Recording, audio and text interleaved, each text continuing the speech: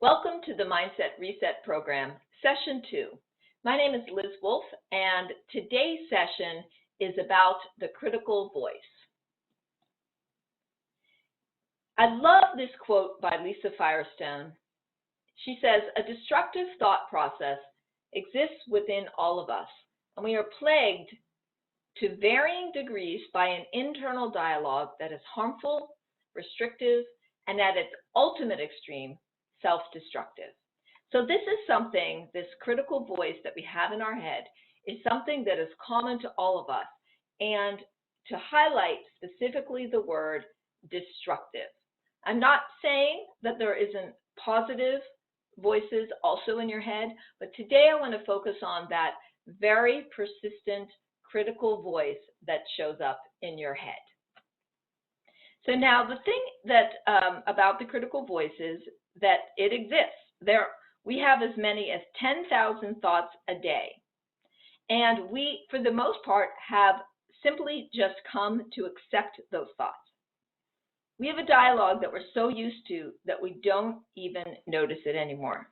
So imagine in your life having a constant companion who is incessantly talking to you and just following you around all day long and talking trash, basically, in your head. You can't do it, you're not enough, it's so hard, this is terrible, I don't like this, I have to endure this, it's a drag, all these voices, and then all the reasons and all the stories and all the excuses and all of that conversation. Now, we accept it because it's in our own voice, in our head, but I want you to begin to separate that voice that's in your head and imagine that it is an outside voice, that if you had in your life somebody walking around all day long talking to you that way, that you would actually get pretty irritated with that and you would want that person to stop. But we have accepted this.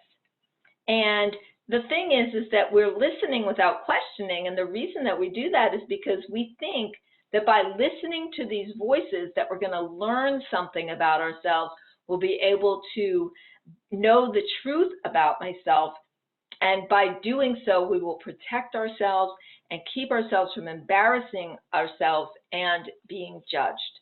Now, of course, we know it's completely impossible to not be judged, but that's what we imagine we're getting out of this incessant conversation we're having. So after thinking about this critical voice for a while, and there are a lot of coaches and programs out there that talk about the critical voice in different ways, this method that I have come up with has for me been the most helpful. And what I have done is I've actually separated that critical voice into multiple personalities. So, and literally it could be this many people in my head. So if you've ever served on a board or a committee for your religious place, whether you've been on, let's say, a co-op board or even a block association, you know that, especially if it's a larger group, that there are many, many different opinions and personalities that will show up, and they're very predictable. You always know when Mary Lou is talking that she's going to bring up something that happened in the past. And when Bob is talking or Daryl is talking, they're bringing up other points. There's always these personalities that arise. And if you can separate the critical voice that you have in your head and begin to distinguish the various voices and their personalities, you can begin to better understand what they're trying to accomplish by speaking to you so incessantly and what it is that's occurring. So what I've done for this training is I have taken out a select few of the committee members that I notice are common to everybody. And I've given them names, and I'm going to go through them in just a moment. And I suggest that you keep a pen and paper handy so that you can write down the ones that resonate for you. Like, oh my God, totally, I have that person in my head. Or as you go along, you might be thinking of some others that I don't mention here. So I'm going to go through them. So as you do that, go ahead and write some of them down. So the first committee member that I want to bring to your attention is someone I call the historian. And the historian is the first person to say, yeah, when we tried that before, that didn't work. And they're always looking to historical references and historical experiences to help to make a decision and to figure out what is and explain what is happening now. And they say things like, you know, remember the last time you trusted that person and they didn't call you back? Or remember the last time you asked for money and you didn't get it and somebody was mad at you? Or remember the last time? Remember the last time? They always want to talk about how something went wrong the last time that you tried this. And what's really annoying about the historian is that they only mostly remember the times that it didn't go well. Even though there might be a lot of examples in your life and in your business that things did go well, you only remember and get stung by the times that didn't go well. And this is one of our biggest obstacles because we're looking to those past experiences as evidence for why it's not working, because we're trying to explain why something's not working. And then we say, oh, remember the last time? That didn't work. And as I said, ironically, some of us have had success, but that tends to have less impact in this new moment. And I even want you to think about the history lessons that you had in school, and the parts of it that you remember most were all the bad things. There were plenty of good things that happened in history, but for the most part, we don't focus on those.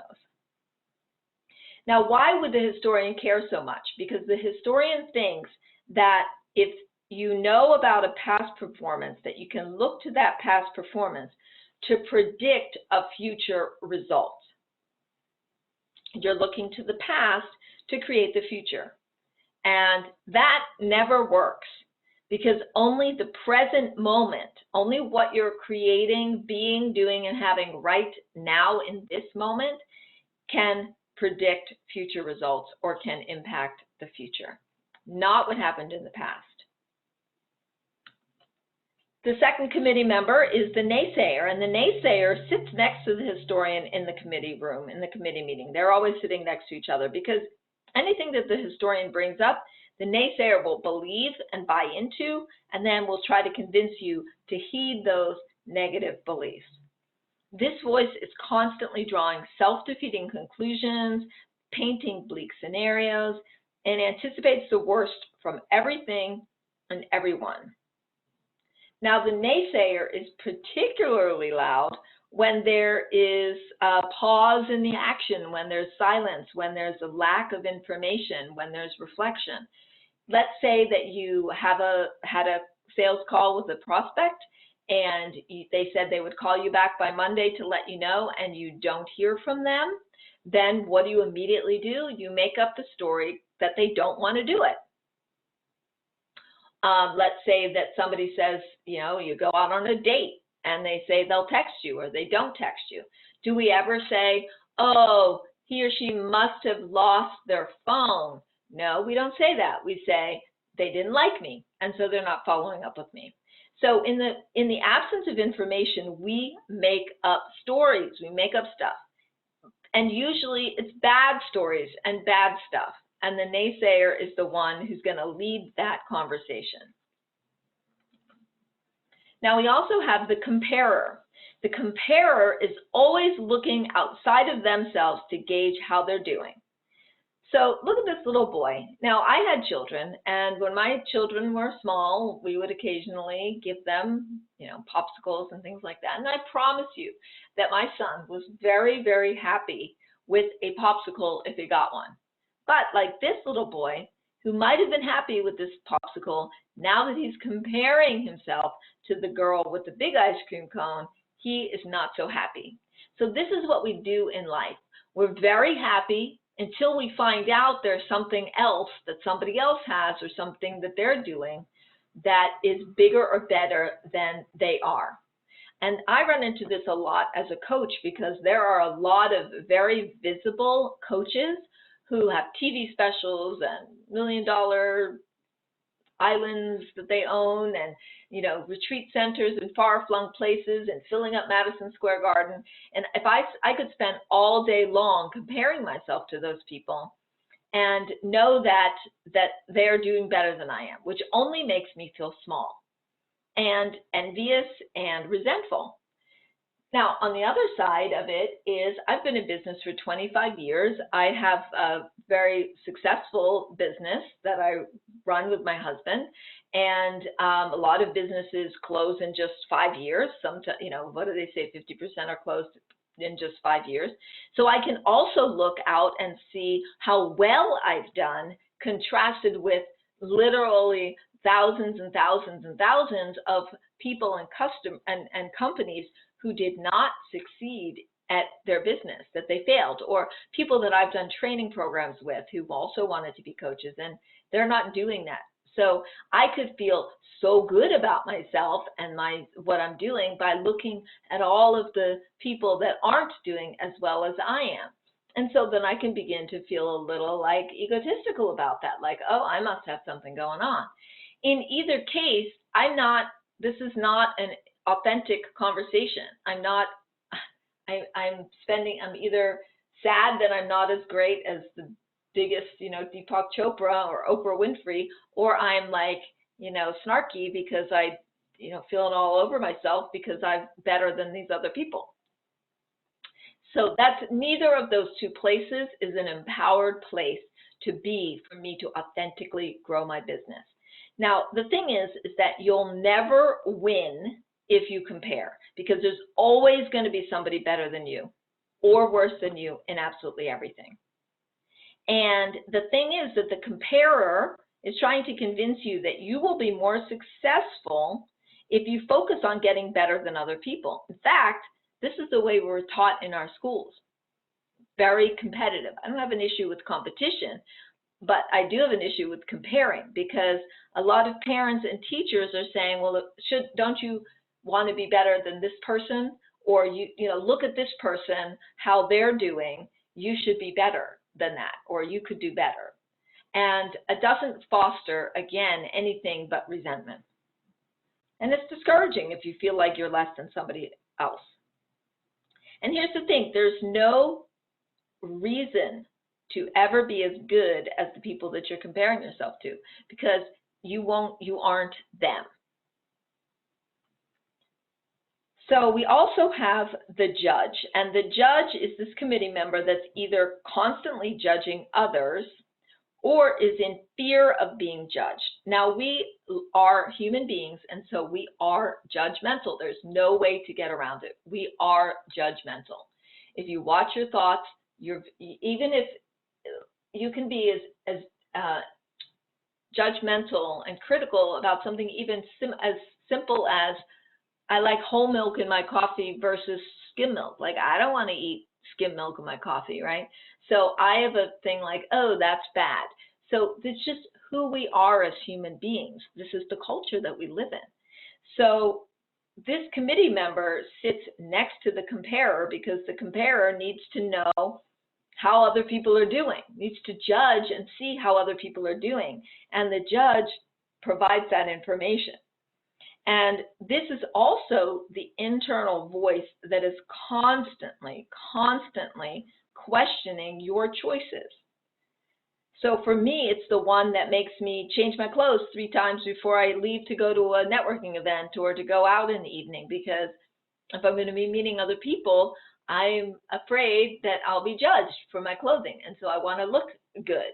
And so looking good is all about being in fear of being judged by others. So I'll ask the classic question. What would you stand for? What would you create? What would you be willing to do if you knew that no one would judge you? If you knew that no one would judge you, or that you got to a place in your life where you didn't care that other people were judging you. And that's a great question. So I'm still learning that myself, of course. Okay, so now we have the imposter. So this is the committee member that fears that they will be found out that they're a fraud.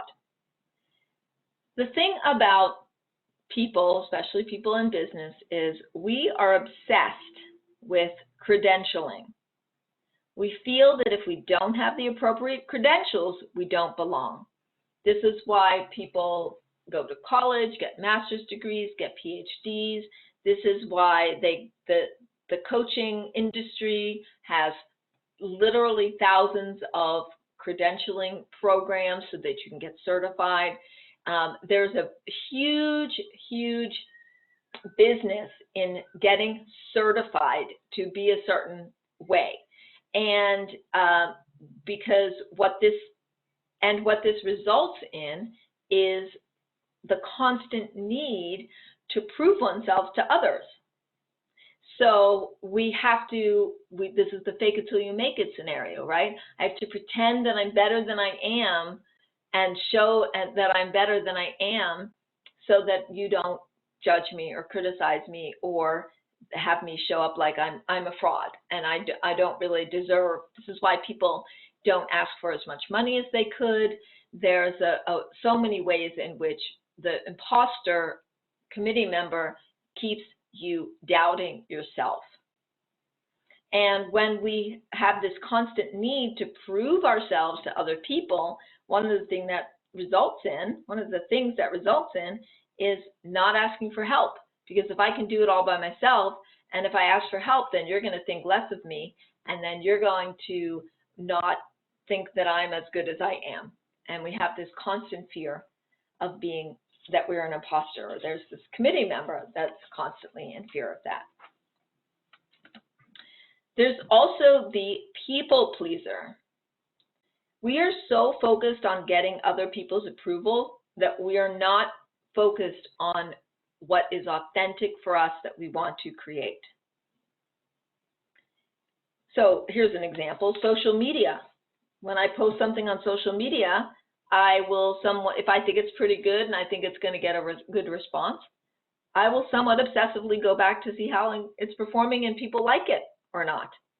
And then if we don't get the response we expect, we keep trying harder and harder the next time. This is also why we don't say no, why we bend over backwards to make everybody happy, because we think that if everybody else likes us and wants our stuff and thinks we're really great, then we will be more successful. And the problem with all of this, of course, is that we don't even know what it is that we want. We only care what other people want. Okay, here's one of my favorites, the planner. The planner is somebody that is constantly strategizing rather than taking action, because they want you to have all your ducks in a row before you take any risks. And these are the people, and this is the committee member that takes up most of the time at the committee at the committee meetings, because they have to know every little aspect of everything before they are ready to take action. They want to solve problems that cannot be solved right now. They want to know the path, they want to know the trajectory, they want to know everything. And so they make these huge to-do lists of all the things you have to do before you can get started. The committee member that's the planner, the most common words out of that person's mouth is, as soon as we have, or I have, or you have this, or do this, then we can complete this. So the words as soon as are a prerequisite for making any kind of action or making any choices or moving forward.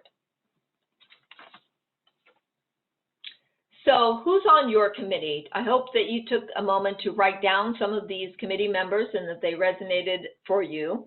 There's very likely to be many more. I've done this training live several times, and there's always a really wonderful selection of other committee members that people come up with. One of my favorite committee members that I have is who I call it the second guesser. So the second guesser is the committee member that always questions whatever I decide to do right after I decide to do it. So I commit to something and then I immediately begin to second guess it, or that is to say the committee member does that.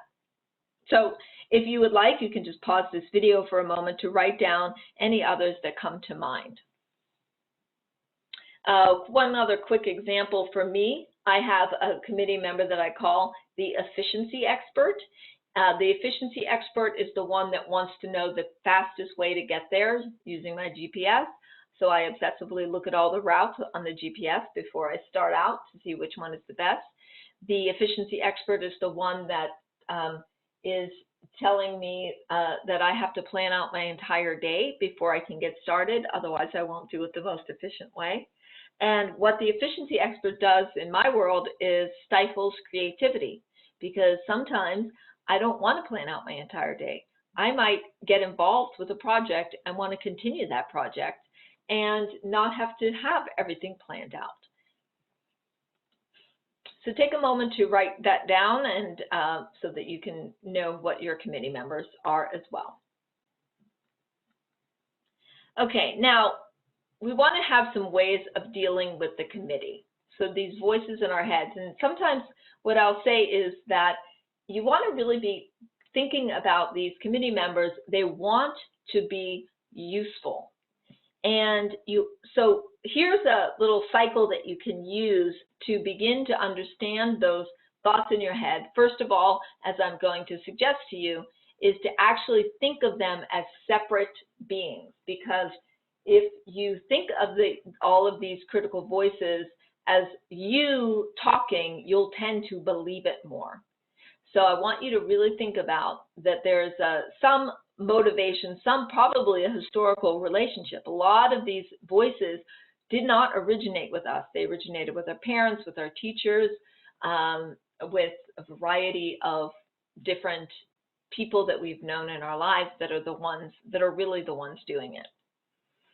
And so first of all, I want you to start by understanding and getting to know them and understanding what their motives are. What their motive is to protect you and keep you safe. Unfortunately, they are overprotective, and they're coming from a space of fear, which, if you know, if you've ever heard this acronym, FEAR stands for fantasized experiences appearing real. So they're coming from fear of these fantasized experiences appearing real. They want to protect you and keep you safe. So you want to think about, first of all, what do you think that they are trying to protect you from? So the planner might be trying to protect you from having a day where you don't get anything done. And the judge might be having you try to avoid the same experience you had once before with somebody that was similar to this. So there's all these ways in which that they're trying to be protective of you. So start out by understanding that, and then have compassion. Imagine that this is a scared person who's coming from fear, and so have compassion for their journey and their fear.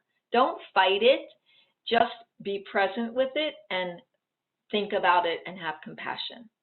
This is what leads you to the next step, which is detaching. Become an observer to the voice. You can even say, thank you for sharing. Because the committee, as soon as you make a commitment to doing something, and some of us, by the way, are up to big, big things, and we would like to commit to bigger things, but we're afraid because the committee keeps talking us down. So you've made this commitment, and now they're going into panic mode, and you just want to detach from that, and you can ask yourself questions that are very helpful, like, is that thought true? Is that a real thought? Is that real? Or you can ask yourself, well, you can say, well, that's a thought, and there are other thoughts I could have as well. And there's a really great exercise that you can do where you can get a piece of paper and make two columns. And on the one side, you can write down what the thought is, and on the other side, you can write what another thought could be. I didn't hear from that person. They never texted me the way they should. They must not want to do it. On the other side there could be many reasons that they didn't text me. including they maybe have a situation in their family they have to take care of, or they lost their phone, or any number of things. So countering that thought with a different thought.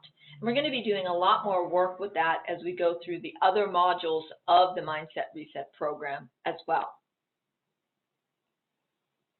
So finally, the thing you would do is you want to challenge the committee member or challenge that thought, because one of the main problems with your critical inner voice is that it is severely lacking in knowledge, but it holds itself to be some kind of authority.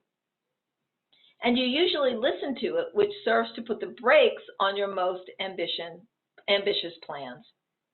So again, challenge them. Is this true? The last thing I want to say about this is you don't want to try to reason or persuade, to try to reason through the committee members' arguments. You want to assume your critical voice is like a teenager, because if you've ever had a teenager, which I have had too, or you know any teenagers, or you were a teenager once, you will know that reason is not something that teenagers listen to in this way. So let's say, hey mom, I want to go to this rock concert. It starts at 9 o'clock. It's on a school night, and all my friends are going, and the tickets are $50, and it's in a town 10 miles away, and my friend's going to pick me up and drive me, and don't worry, I know the SAT tests are tomorrow, but it's okay. I really, really, really want to go. Can I go? And then you would say, no, of course, no, you can't go. But if you say, no, honey, you can't go because the SATs are tomorrow, and besides, you know, I don't like driving with it's not safe to drive with other teenagers. They just got their license, blah, blah, blah, blah, blah. Never in the history of humankind has a teenager ever said, oh, you're right, mom, or you're right, dad, you're right, I shouldn't go out on a Wednesday night when I have the SATs the next morning to this rock concert that I really want to go to. It's okay, I'll stay home. Teenagers don't work that way, and neither do critical voices. You're never going to reason them out of or persuade them out of their ideas. So instead, what you want to be doing is you want to disengage and let them work it out by themselves in the committee. Now, sometimes what you can do with the committee also is you can give the committee member a job to do. Like, let's say the historian, you might say, okay, it's helpful if you want to do some research. We could do some research on this, see what other people have done. So you say, go do that, and I'll be right here when you come back, and then you go do your thing. So I know I'm making it seem a little funny, like we're dealing with these voices like they're real people and can really do these, going off and doing research, etc. But there's a way in which ultimately, by detaching from them and challenging it, that it doesn't have as much influence on you. Okay, so now we've come to the weekly challenge. This week, what I want you to do is I want you to identify a list of your committee members and begin throughout the week to notice those committee members as they're coming up. And I want you to post it into the Entrepreneur Accelerator group, which is facebook.com/groups, Entrepreneur Abundance, and put a hashtag critical voice so that we know that that's what that post is for. And continue throughout the week to notice different committee members that are coming up and how they are talking you out of creating yourself as the best you can be. So practice by starting with understanding, having compassion, detaching, and challenging those voices. At any time, you can contact me, liz@lizwolfcoaching.com. That's my telephone number there, 646-334-9427. Or, of course, you can always go onto my website, lizwolfcoaching.com. Contact me in order to set up a time to talk. I would definitely love to hear from you. So there's a final thought. E.E. Cummings said, the great writer said, to be nobody but yourself in a world which is doing its best night and day to make you everybody else means to fight the hardest battle which any human being can fight, and never stop fighting. So thank you for listening to session 2 of the Mindset Reset program. I look forward to seeing you in 1 week's time for session 3, and I look forward to either hearing from you or seeing you on Facebook, and we will get this party started. Thanks so much.